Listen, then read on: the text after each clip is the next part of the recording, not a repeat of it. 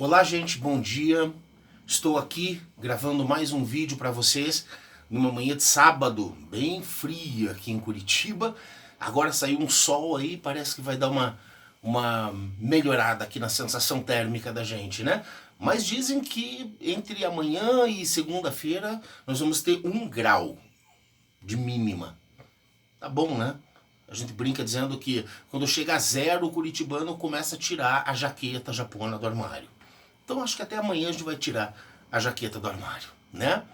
Mas, gente, deixando essa introdução mais pessoal de lado, eu tenho alguns temas para tratar nesse vídeo com vocês hoje, então eu queria pedir a atenção de vocês, mesmo que ele fique um pouco longo. Tá? Eu estou gravando aqui em casa, na minha biblioteca, então ele não é um vídeo tão profissional, mas eu quero que ele fique com a qualidade suficiente para passar o recado para vocês. E mesmo que ele fique um pouquinho longo, como eu disse, eu preciso que vocês assistam ele até o fim, porque eu acho que ele é todo muito importante. Tá ok? Então vamos começar lá. Passadas as 2 primeiras disciplinas do curso, e agora nós nos encaminhando para o final da 3ª e da 4ª disciplinas, eu já consigo fazer algumas avaliações, algumas inferências em relação ao andamento do curso como um todo, comparativamente dentro da nossa turma, mas também especialmente comparativamente às ofertas anteriores. Somos as 3º turmas deste curso. E uma coisa que tem chamado a atenção minha e dos outros professores é o número alto de desistências que nós estamos tendo do curso. Desistências informadas e não informadas.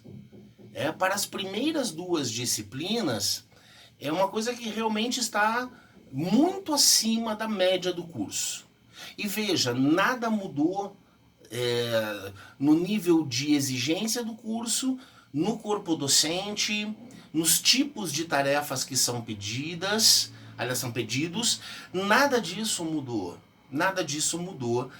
E nós tivemos até agora, nós fomos entrantes 142, e nós já tivemos até a data de ontem 34, 36 desistências, que é bastante alto o número. Vários colegas nos escrevem e nos ligam avisando o porquê das desistências. E os principais motivos, eu digo que desses que desistiram nós temos 50%, pouquinho mais disso, das razões, né? As pessoas avisaram, os outros 40 e poucos por cento não disseram, simplesmente pararam de entrar no ambiente, pararam de resolver tarefas, sumiram no tempo, foram contactados pelos tutores, não atenderam telefone, não responderam e-mails, simplesmente fizeram a desistência do curso sem nos avisar. E entre esses colegas, as principais razões apontadas, a primeira delas é: não consigo organizar meu tempo para fazer as tarefas e para acompanhar o curso. Estou sobrecarregado de tarefas, considerando o meu trabalho, considerando meus outros estudos. Há alguns colegas aí que fazem mais de uma pós simultaneamente. Há colegas que estão fazendo doutorado, inclusive, junto com essa pós. E esses, curiosamente, não desistiram ainda.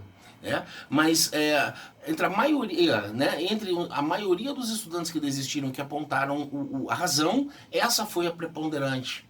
Não consigo me organizar com o tempo, não sabia que o nível de exigência era esse, era tão alto.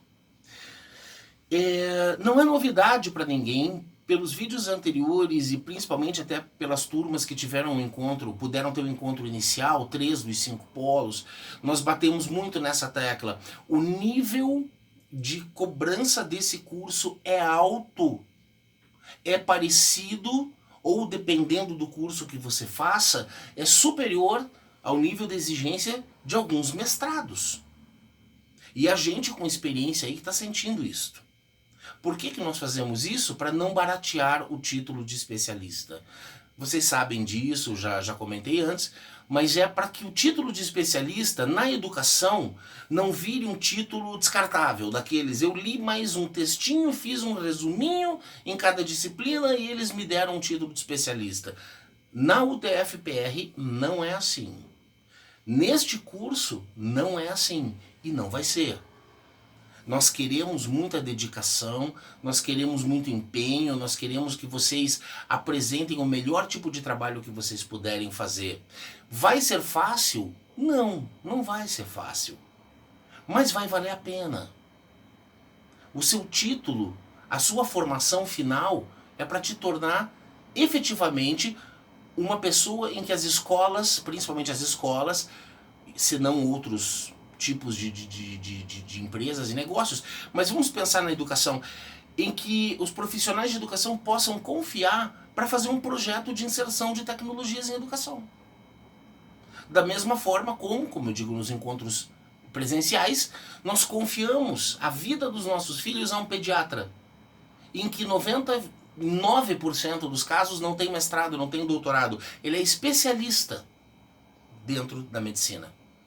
Né? Então, para não baratear o título de especialista na educação, nós mantemos sempre esse nível de cobrança. Então, o nível de cobrança em si não é a razão das desistências, mas a não capacidade, pelo menos percebida, de muitos colegas de se organizarem para acompanhar o curso. É necessário dedicação para acompanhar esse curso. Nós dissemos em vídeo anterior, e eu vou repetir agora, se nós não conseguirmos organizar nossa semana para dedicarmos, pelo menos, olha, eu vou baixar o número anterior. No número anterior eu tinha dito 10 horas, eu vou dizer 8, para ser razoável, para acompanhar bem, não excelentemente, mas bem as disciplinas, né? No mínimo, 8 horas só para isso. E nós não temos visto isso, não só em alguns colegas que desistiram, mas em alguns que estão no curso. Há pessoas que entram no ambiente, por exemplo, 1 hora por semana. E adivinhe, a hora de fazer a tarefa da disciplina. Há pessoas, e nós temos esses relatórios pelo Moodle, que sequer estão lendo os textos. Quando é para baixar, não baixam. Quando está no ambiente, não leem. Ou leem assim, 20 páginas de texto, você vê lá que a pessoa visualizou por 2 minutos. 2 minutos.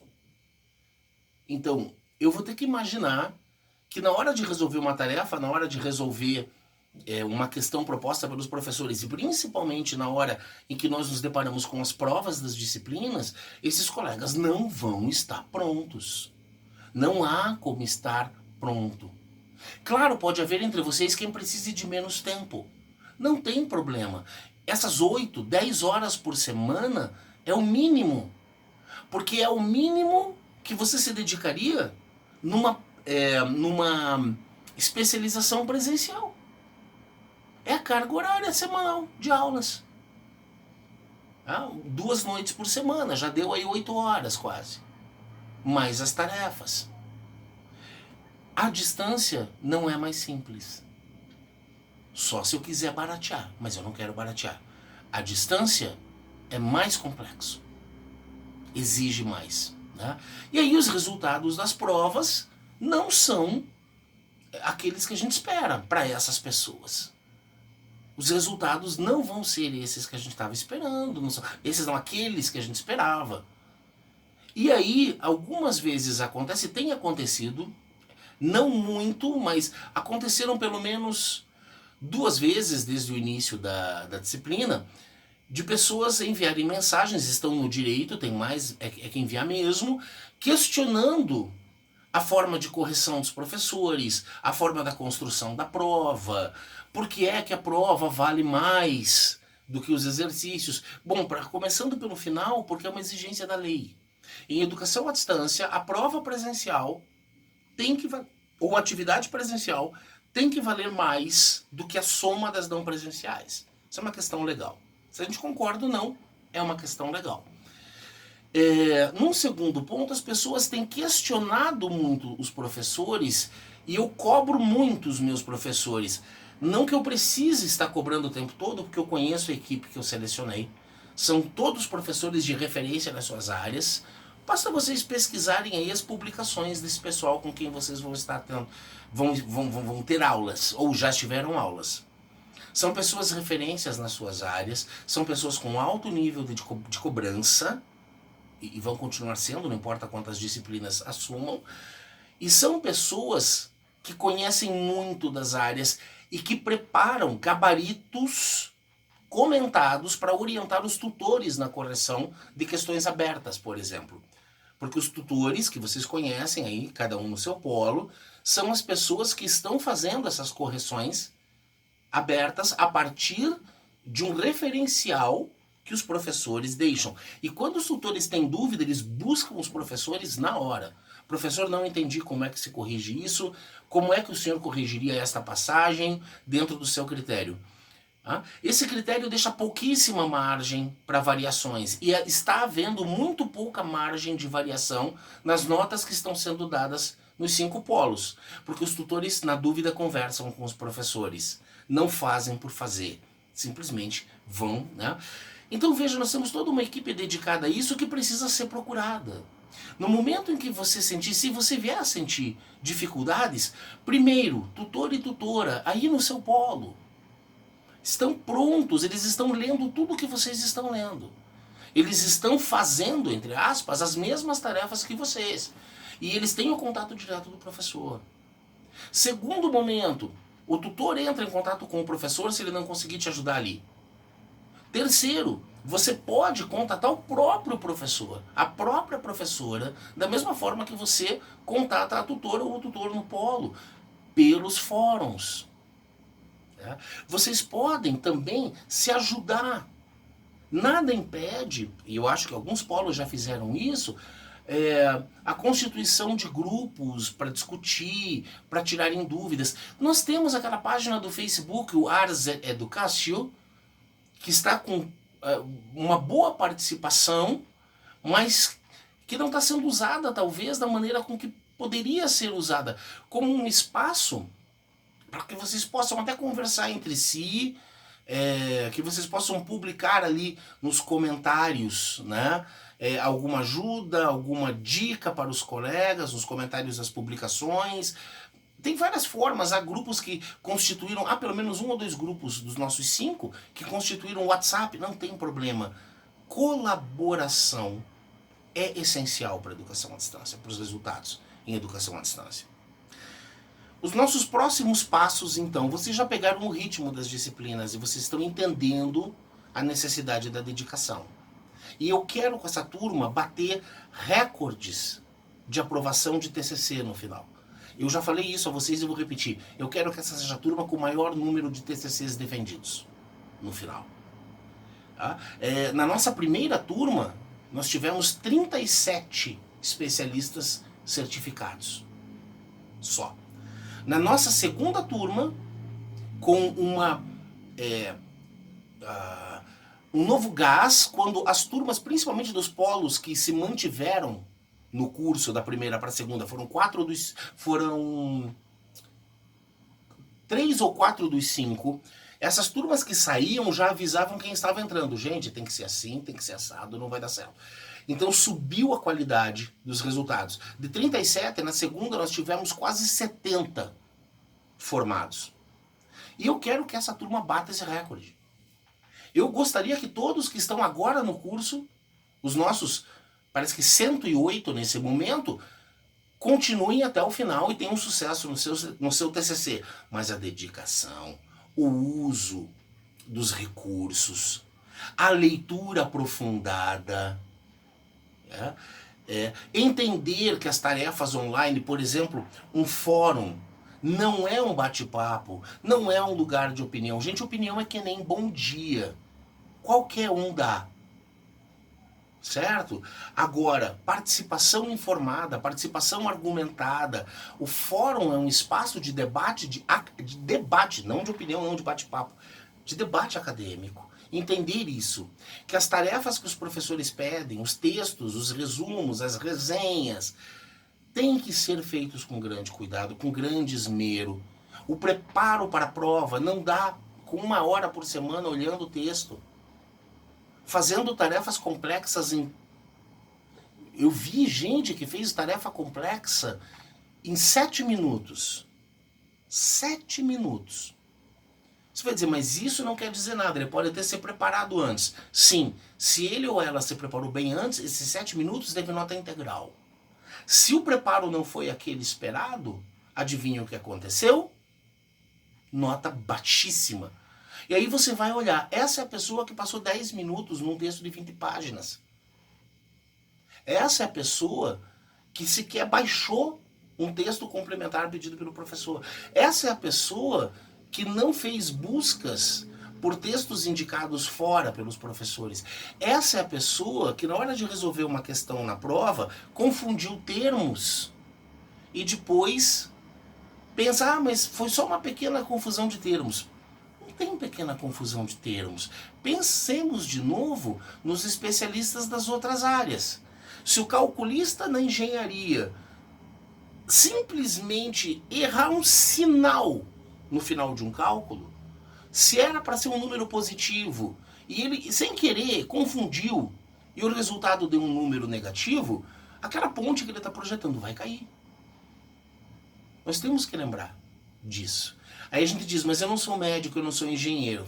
Concordo. Eu sou quem forma essas pessoas. Eu sou da educação. Sem que eu os forme bem, esses prédios vão cair, as crianças vão morrer e coisas muito mais graves que vocês podem ir pensando por aí. Só que para que eu os forme bem, eu tenho que estar bem formado, ok? Por fim, no sábado que vem nós teremos as disciplinas, as provas das disciplinas 3 e 4, né, do professor Camilo e da professora Carol. Não é a Carol que está com vocês agora. Gente, eu esqueci a disciplina 4, mas nós temos aqui as provas das duas disciplinas. Ah, sim, agora a professora Marta. Então nós temos o professor Camilo e a professora Marta, e nós temos as recuperações, para quem precisou e quem precisa sabe, já foi feito o edital enviado a vocês, das disciplinas 1 e 2, minha e da professora Yolanda. Gente, eu recebi alguns pedidos de segunda chamada para esta data, para o dia 10. Eu deferi desta vez.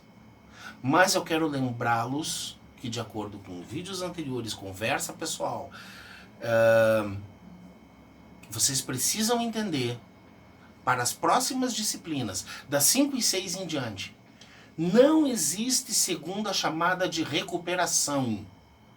E não existe segunda chamada de segunda chamada. Veja, a segunda chamada já é uma nova chance. Se eu não pude vir a primeira e peço dispensa da segunda, vou reprovar. Não há segunda chamada de segunda chamada. Mas mais grave do que isso, não há, falando agora do próximo sábado, não há segunda chamada de recuperação. Se você achar, por exemplo, peguei 2 disciplinas, vou fazer 4 provas no mesmo dia, não dou conta, eu tenho considerado isso para ceder uma segunda chamada das provas regimentais, regulares, a primeira prova. Agora, a recuperação tem que ser feita na data. Por quê? Porque da mesma lógica da prova de segunda chamada. Eu não consegui aprovação na disciplina, nem fazendo as tarefas, nem fazendo a prova. Não foi suficiente. Eu vou ter uma próxima oportunidade. Então, se eu sei que eu peguei aquela recuperação, minha escola já tinha calendário, eu prometi que ia no casamento de... Gente, na recuperação não há segunda chamada. Você vai conversar com a escola, você vai... minha diretora não me entende, você vai ter que tentar que a sua diretora te entenda. Você talvez tenha que faltar o início de um casamento. Nada impede que, bom, se bem casamento de manhã é um pouco mais difícil, às vezes mesmo à tarde, quando a prova ocorre, não é bem em horário, mas nada impede que você vá arrumado para chegar depois que começou o casamento, depois que começou o aniversário. Pode parecer duro o que eu estou dizendo, mas é uma questão regulamentar. E lembrem-se, gente, qualquer reprovação, reprovação é na recuperação, tá? Quando você vai para a recuperação. Qualquer reprovação na recuperação te tira do curso. E 3 reprovações.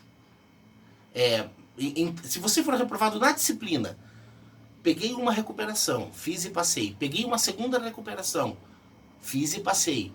Peguei uma terceira recuperação, fiz e passei. Não pode pegar a quarta. A quarta é desligamento automático. Porque o nosso curso está baseado no regulamento da pós-graduação, do momento que ele foi aprovado. E era assim que dizia o regulamento, é assim que a gente tem que agir. Então cuidado com isso. Agora, da mesma forma, se eu pegar a recuperação na primeira disciplina somente, e eu for fazer a recuperação e eu reprovar na recuperação, também é desligamento automático. Pela razão que vocês já conhecem, nós não temos como garantir que esse curso vai ser reofertado. Nem que ele vai ser reofertado. E se for reofertado, que vai ser reofertado num polo em que você consiga participar. Então, qualquer recuperação no nosso curso, qualquer reprovação numa recuperação também tira. Pode ser a primeira. Então, muita atenção, muita dedicação. Conversem com os professores, conversem com os tutores, ajudem-se entre si. Eu estou sempre muito disponível. Vocês me escrevem, nunca ficam sem uma resposta, né? Então usem isso em seu favor, tá? Eu peço isso a vocês. Desculpe o tom um pouquinho mais pesado, assim, down do assunto, mas é que era necessário, tá? Um bom sábado para vocês, hoje, né, que é sábado. Um bom dia, seja quando quer que você assista este vídeo. Bom estudo. E qualquer coisa, como eu disse, estou sempre à sua disposição, tá? Um abraço a todo mundo aí, na Vila Atlântica, no Jardim Miragaia, em São Paulo, capital, né? As duas. Ou se não é a capital, é a região ali da capital. Em Rio Negro, em Palmital, que tem aquela noite linda, como eu disse a vocês. Aquelas estrelas que você não vê em lugar nenhum do mundo. Vocês têm esse privilégio, né?